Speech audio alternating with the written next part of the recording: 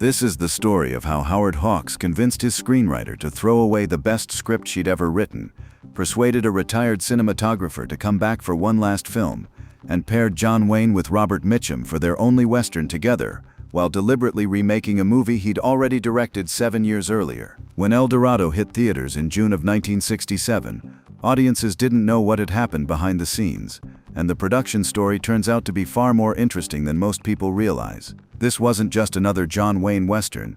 The Duke spent the entire shoot recovering from major surgery. A young actor played comedy without knowing he was being funny until he saw the finished film, and Hawks openly admitted he was making Rio Bravo all over again because the first one had worked out pretty well. From Greek tragedy to gunfighter entertainment, 1960 brought the publication of Harry Brown's novel The Stars in Their Courses, a literary western deliberately patterned after the Trojan War that Brown had crafted as pure tragedy with weight and consequence. Hawks bought the rights and handed the project to Leigh Brackett, his go-to screenwriter who'd already delivered Rio Bravo and The Big Sleep for him, and she dove in with enthusiasm. What Brackett delivered became, in her own words, the best script I had ever done in my life. But here's the thing, John Wayne's character died at the end. Hawks read it and his response came swift and blunt, telling biographer Joseph McBride, "I read it and said, hey, this is going to be one of the worst pictures I've ever made. I'm no good at this downbeat stuff." Brackett asked what they should do next, and Hawks offered a simple answer that must have made her stomach drop. "Well, let's write a new one."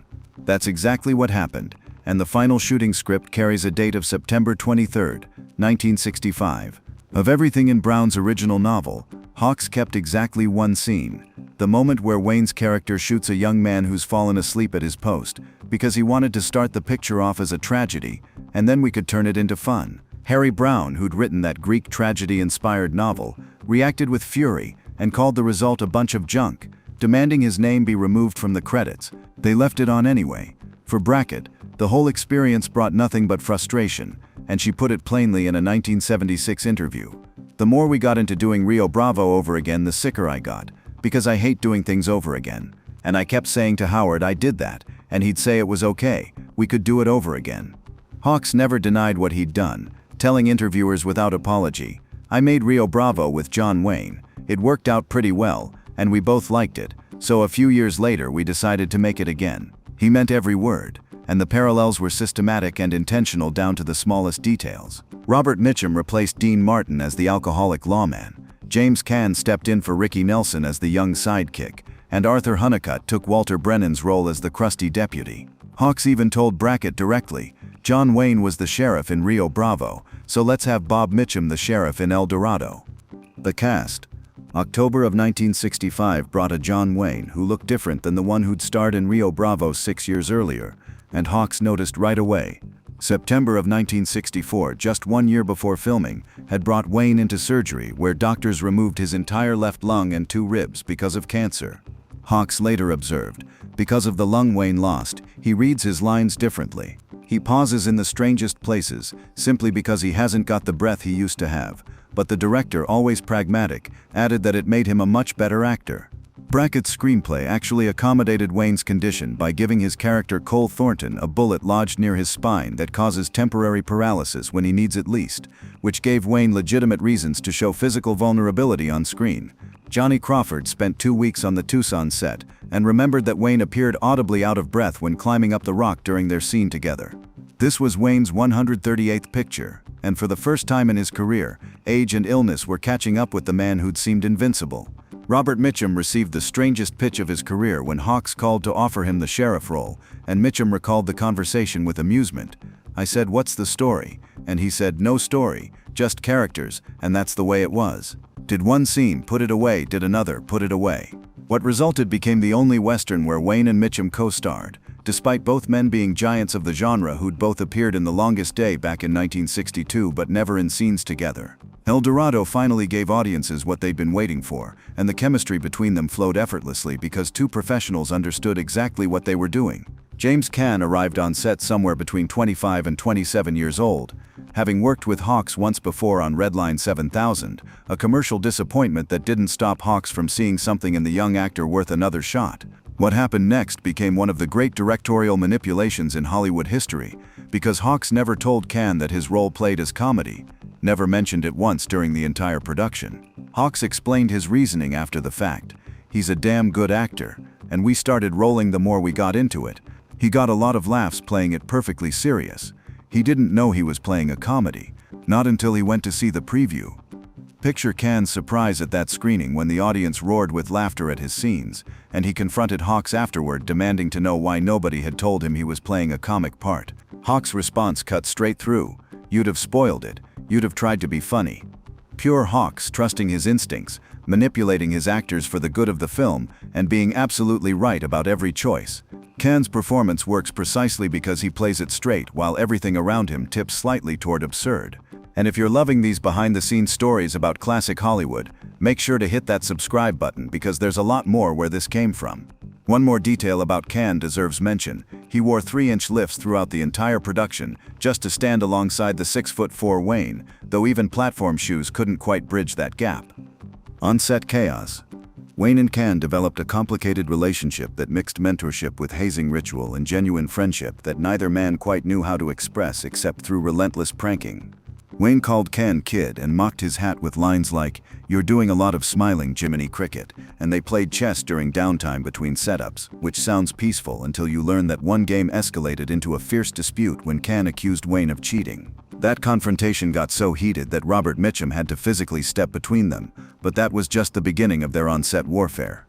Wayne seemed to take particular pleasure in sabotaging Caan's takes, and during an appearance on The Tonight Show in 1997, Caan described how Wayne would give him stage directions during rehearsal: "Turn around, take a step, give me that look," and every single time Caan followed those instructions during filming, Hawks would yell "cut" and tell him not to take the step. This went on until Caan lost his temper completely, and as he put it, "I was gonna hit him." Mitchum intervened again to calm things down, and Caan realized later that Wayne had been having fun at his expense the whole time. But here's the thing, Caan gave as good as he got.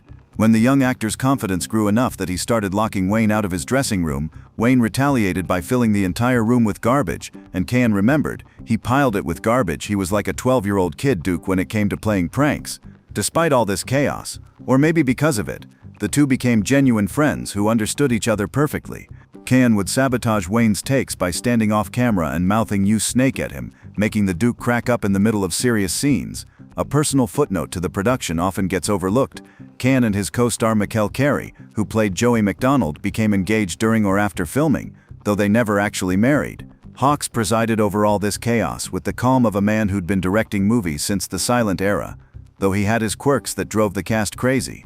Johnny Crawford remembered that Hawks frequently delayed shooting because he didn't like the sky, and when you're making a Western in Technicolor, apparently the quality of the Arizona sky matters more than anyone realized. The technical team. One of the most remarkable achievements of El Dorado happened before a single frame got shot, because Hawks convinced Harold Rosson to come out of retirement. Rosson had quit cinematography in 1958, after a legendary career that included shooting The Wizard of Oz in 1939 and Singin' in the Rain in 1952, and he was done retired, finished with Hollywood completely. Hawks personally persuaded him to return for one last film, and what Rosson delivered became what reviewers called magnificently naturalistic cinematography. Then he went right back into retirement the moment production wrapped. El Dorado became his final credit, a fitting bookend to an extraordinary career that spanned decades. Hawks arrived with specific ideas about how El Dorado should look, inspired by the paintings of Frederick Remington, and he explained the technique to Rosson. "I noticed that the Remington paintings always had a great slash of light across the street coming out of the saloon door. So I said to the cameraman, how do we get that? He said, use yellow light, but don't walk your people through it. They'll look like they had yellow jaundice or something." That resulting backlit effect created what Hawks described as a very mellow, pleasant look. And it's one of the reasons El Dorado carries such a distinctive visual style that sets it apart from other westerns of its era.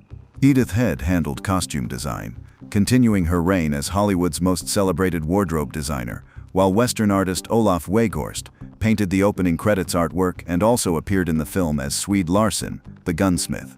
Nelson Riddle composed the score, with a title song performed by John Gabriel, who also plays Pedro in the film, and that song was later selected as one of the top 100 Western songs of all time by the Western Writers of America. Edgar Allan Poe's 1849 poem El Dorado gets used extensively throughout the film, telling the story of a knight's lifelong quest for the legendary Golden City, which adds a nice literary touch to a film that started as literary tragedy and ended as crowd-pleasing entertainment. The Arizona and Utah shoot.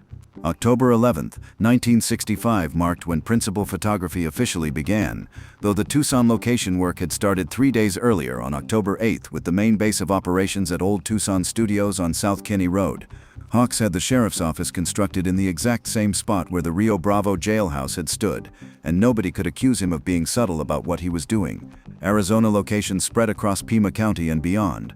Avra Valley for those long dolly shots during philosophical conversations. Oak Bar Ranch along Sonoita Creek between Nogales and Patagonia.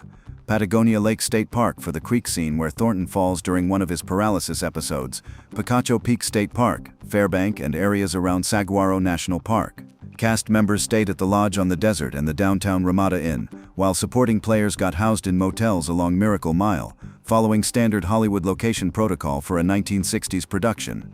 November 22, 1965 brought the wrap of Tucson filming, after which production moved to Kanab, Utah for exterior ranch and wilderness sequences, and principal photography finally completed on January 28, 1966. Peter Bogdanovich, then a young film critic and aspiring director, showed up on set during some of the nighttime sequences and spent his time studying Hawks' methods, learning from a master who'd been perfecting his craft for decades. $4,653,000, that's what the budget came in at, which counted as substantial for a Western in that era.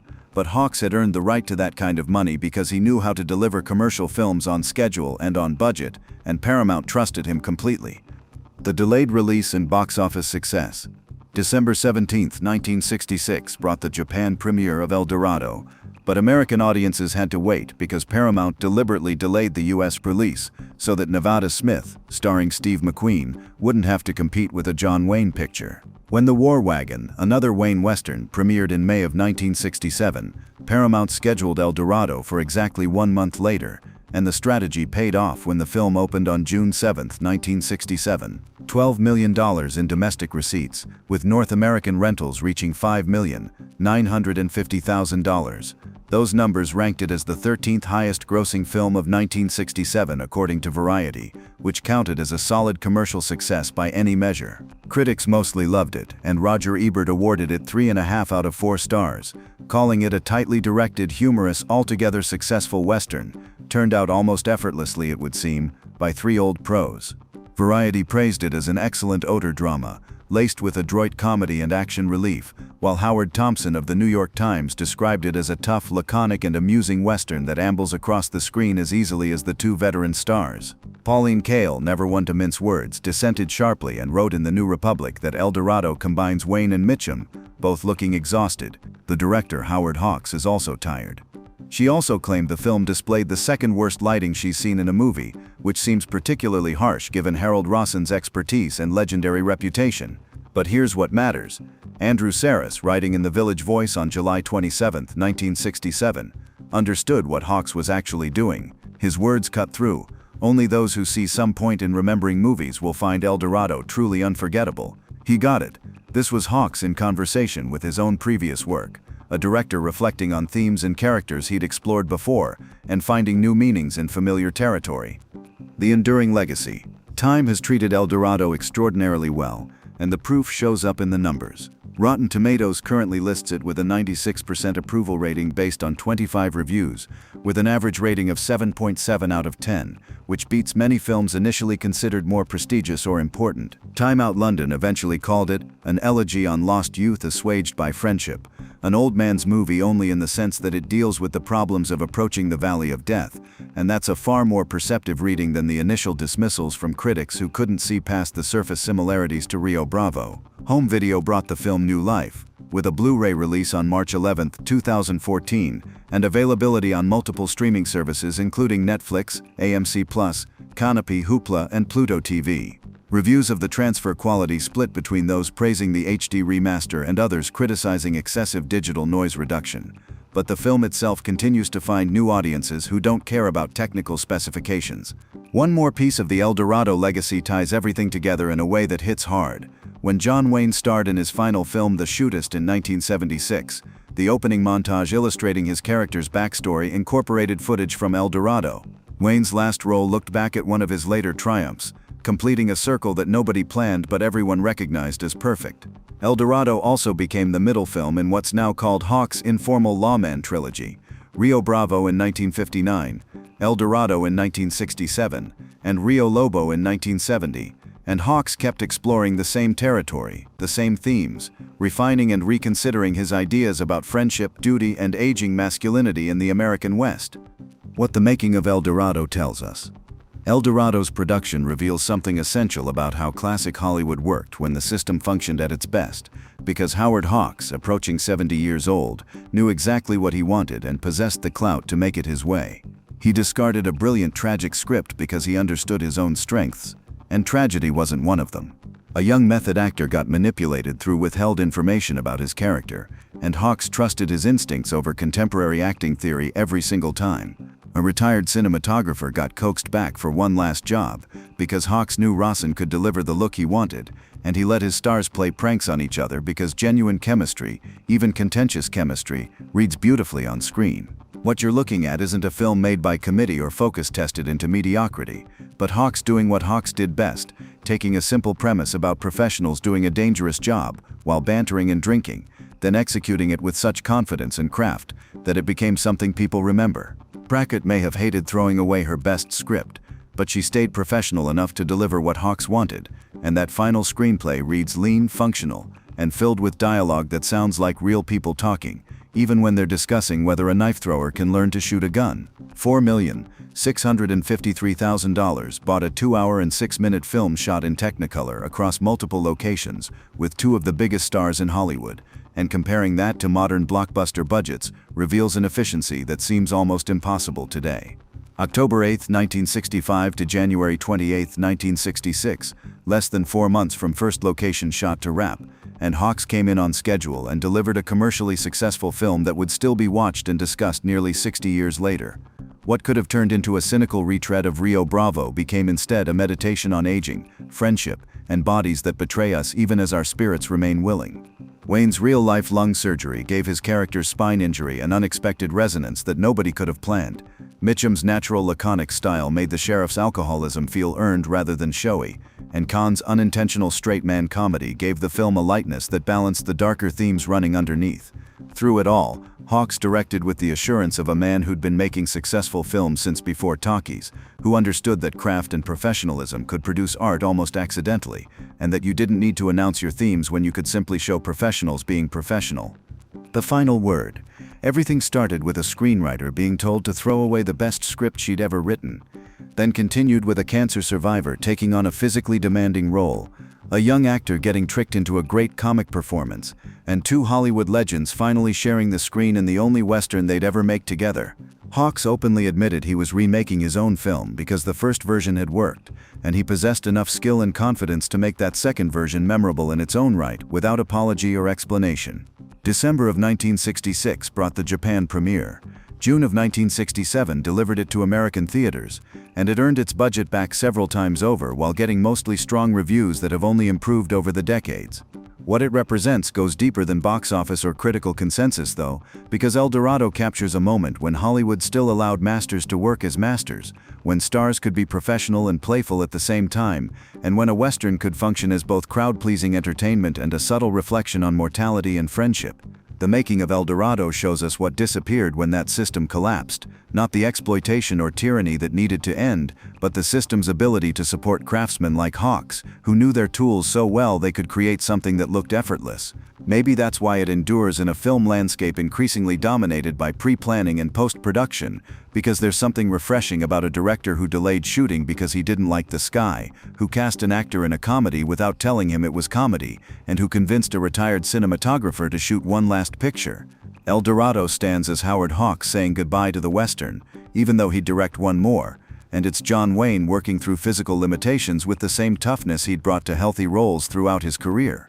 What it proves is that sometimes the best way to create something new involves remaking something old, but with enough craft and confidence that it becomes its own thing entirely. Whether you prefer Rio Bravo or El Dorado probably says more about you than about the films themselves, but the fact that we're still having that debate almost 60 years later says everything about what Hawks achieved. If you enjoyed learning about the making of this classic Western, make sure to like this video, leave a comment about your favorite John Wayne film, and subscribe for more deep dives into the golden age of Hollywood, because these stories of craftsmanship, collaboration, and the strange alchemy that turns a script and some actors into something people remember for decades deserve to be remembered. Thanks for watching, and we'll see you in the next one.